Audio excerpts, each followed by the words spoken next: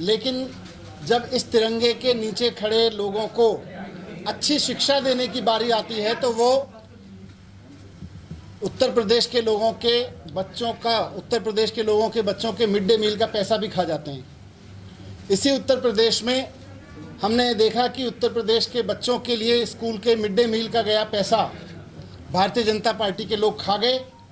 और जब आप ही के जैसा एक पत्रकार जाके ये सवाल करने लगा कि भाई जिन बच्चों को मिड डे मील मिलना चाहिए था स्कूलों में, वहाँ नून तेल रोटी क्यों मिल रही है, तो उसको 6 महीने के लिए जेल में डाल दिया जाता है। ये तिरंगे की आन बान शान को बट्टा लगता है इस बात से जब देश के बच्चों के मिड डे मील का पैसा चोरी कर लिया जाए और इस तिरंगे के नीचे बैठे हुए लोगों को उनके बच्चों को नून तेल रोटी खिलाई जाए मिड डे मील के नाम पर, और कोई पत्रकार उसको सवाल उठाए तो उसको 6 महीने के लिए जेल भेज दिया जाए। अभी हाल ही में 2-3 दिन पुरानी खबर कि उत्तर प्रदेश की एक लड़की ने हॉस्पिटल हाथरस में फिरोजाबाद में हॉस्पिटल के सामने प्रसूता लड़की ने दम तोड़ दिया सड़क पे। देश की बेटी अगर उत्तर प्रदेश की सरकार से ये अपेक्षा रखे कि मैं प्रेग्नेंट हूँ, मेरे लिए एक डिलीवरी का बेड अवेलेबल करा दो, और उसको सड़क पे दम तोड़ना पड़े, तो ये सरकार द्वारा इस तिरंगे की आन बान शान में बट्टा लगाने का काम है। बेरोजगारों की नौकरी हो या किसानों के फसलों के सही दाम हो, शहरों में छोटी छोटी चीज़ों के लिए करप्शन हो रहा है, सड़कों से लेके सब चीज़ों में। तो एक ईमानदारी की राजनीति, शिक्षा के ज़रिए प्रदेश को आगे बढ़ाने की राजनीति का संकल्प लेकर हम उत्तर प्रदेश के गांव-गांव में जाएंगे, उत्तर प्रदेश के अलग अलग शहरों में जा रहे हैं, और इस आज़ादी के 75वें साल में इस तिरंगे की आन बान शान को बढ़ाने का संकल्प लेंगे कि इस तिरंगे के नीचे आने वाले हर व्यक्ति को, वो चाहे जिस धर्म का हो, जिस जाति का हो, जिस क्षेत्र का हो, बाबा साहब अम्बेडकर साहब ने जो संविधान में भारत की कल्पना की है, इस तिरंगे के नीचे रहने वाले भारत को वैसा भारत बनाने के लिए राजनीति करेंगे और वही राजनीति को चुनने के लिए लोगों से अपील करेंगे। ये एक हमारी संकल्प यात्रा है और इस संकल्प के साथ हम लोग निकले हैं। आज नोएडा में है, मुझे बहुत खुशी है कि आप लोग यहाँ आए।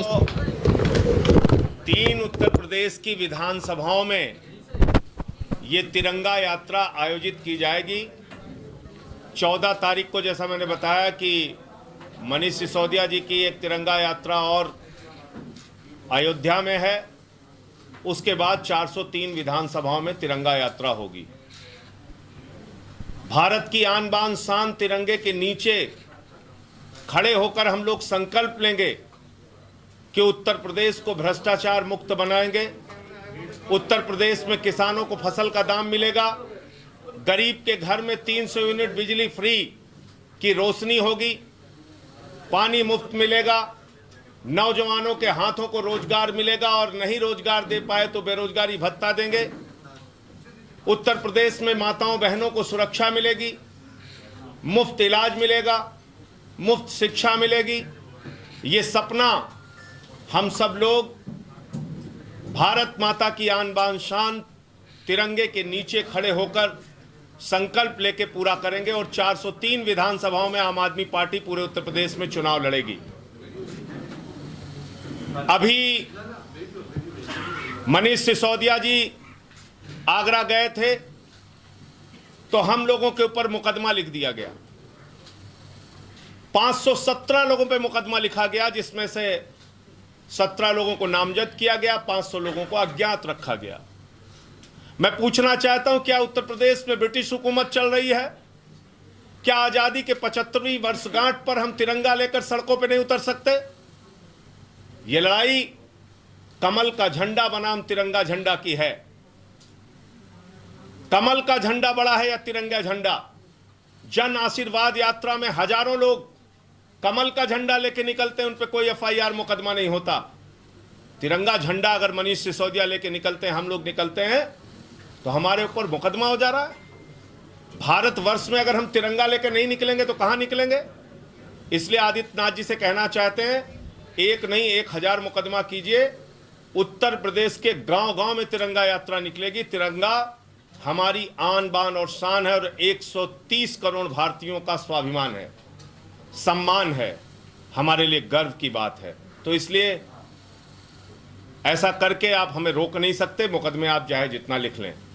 दूसरी बात, आज नोएडा की यात्रा में आने के लिए कई जगहों पे लोगों को नोटिसेस भेज भेज के रोका जा रहा है।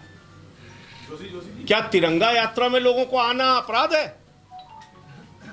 तो ये जन आशीर्वाद यात्रा तो मुर्दाबाद यात्रा हो गई है बीजेपी की। हर जगह उनकी मुर्दाबाद लग रही है मंत्रियों की, उसके बावजूद वो लोग यात्रा निकाल रहे हैं और हमारी तिरंगा यात्रा को इतना बड़ा जन समर्थन मिल रहा है, इससे लोग बौखला गए, डरे हुए हैं।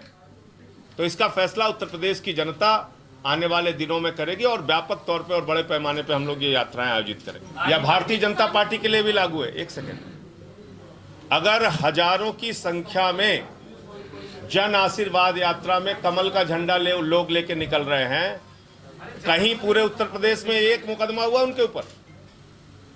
तो ये तो साफ भेद दिख रहा है। तिरंगा लेके निकलना योगी राज में, ब्रिटिश राज में ये अपराध है। अच्छी बात है कि उत्तर प्रदेश सरकार को तिरंगे से डर लगता है और यही तिरंगा यात्रा ही अब इनको बताएगी कि इनके डर को और बढ़ाएगी। तिरंगे की ताकत। 16 तो लिख चुके हैं, 17वां लिख देंगे। कितने दिन चलेगी? 1700 लिख दें। ये इसके बाद 14 के बाद ये गांव-गांव निकलेगी और सारे 403 विधानसभाओं में जाएगी, सब में। जब तक चलाएंगे तब तक चलेगी। आम आदमी पार्टी ने उत्तर प्रदेश के अंदर आधिकारिक रूप से हम लोगों ने इसकी घोषणा भी की है कि 1 वर्ष तक आज़ादी के 75वें वर्षगांठ पे हम लोग अलग अलग तरह के आयोजन करेंगे। तो पहला चरण ये तिरंगा यात्रा निकालने का है 403 विधानसभाओं में। उसके बाद दूसरे भी और कार्यक्रम हम लोग आयोजित। संजय सिंह जी, कुछ खबरें ऐसी भी आ रही है कि आम आदमी पार्टी समाजवादी पार्टी के साथ गठबंधन कर सकती है, तो इस कल स्पष्ट तो कर दिया, सारे अखबारों में आ गया। 403 विधानसभाओं में आम आदमी पार्टी अकेले पूरे उत्तर प्रदेश में चुनाव लड़ेगी। मनीष जी, ये प्रश्न है, आपने कहा था कि देश की आन बान शान जो तिरंगा यात्रा है उसको लेकर यूपी सरकार गुस्ताखी कर रही है। आखिर गुस्ताखी के पीछे यूपी सरकार का क्या प्रयोजन है, क्यों ऐसा कर रही है? जाहिर सी बात है, देखिए, देश की आन बान शान देश के बच्चों को पढ़ाने से बढ़ती है। सरकारी स्कूल में पढ़ रहे हो या प्राइवेट स्कूल में पढ़ रहे हो। अब उत्तर प्रदेश सरकार तो उनके मिड डे मील का पैसा चोरी कर ले रही है।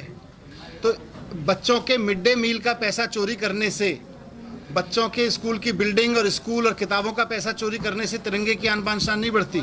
तिरंगे की आन बान शान इस बात से बढ़ती है, और आज़ादी के 75वें वर्ष में तो हर हिंदुस्तानी को यह संकल्प लेना चाहिए कि हम शिक्षा के जरिए अपना देश खड़ा करेंगे।